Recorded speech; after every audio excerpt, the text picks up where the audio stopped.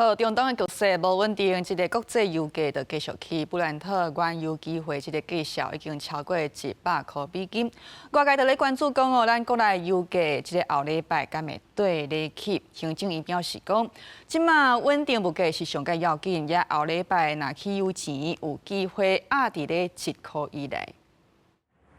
中東建會持續衝擊國際能源，13國際布蘭特原油要起到一桶上懸101.7塊美金，西德州的原油要起到一桶96.7美金。面臨國際油價快速起價，外界關心這禮拜國內油價整體調幅5%，後禮拜油價是不是繼續起？經濟部長靳瑩忻進前表示，起價幅度應該未比這禮拜較濟。如果是長期維持高位在聯動的話，那即便是有彈性機制，那相對那個彈性的空間也會越來越小，運費高檔又會維持物價，就會推動物價上升。也就是說，在信心崩潰、物價上升的前提之下，我們就有機會進入所謂的停滯性通膨。緩漲的機制跟特殊時期的一些所謂的專案平穩機制，持續來了解國際油價的一些變動的部分，來做其他有相關的一些緩漲。經濟部能源署回應，清點國內能源天然氣存量11天以上，石油超過90天，土炭30天，目前存量攏有夠，會持續關心國際能源走勢。國內油價除了雙萬起機制，也閣啟動特別平穩機制。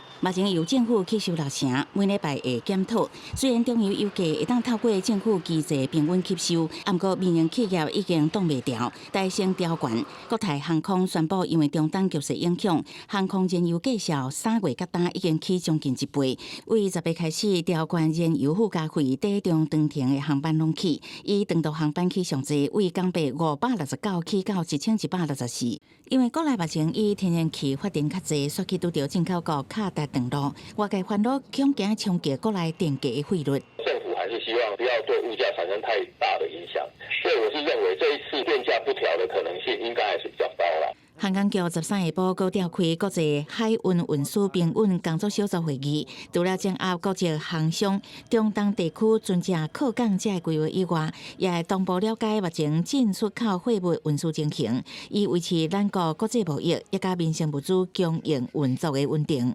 記者採訪報道。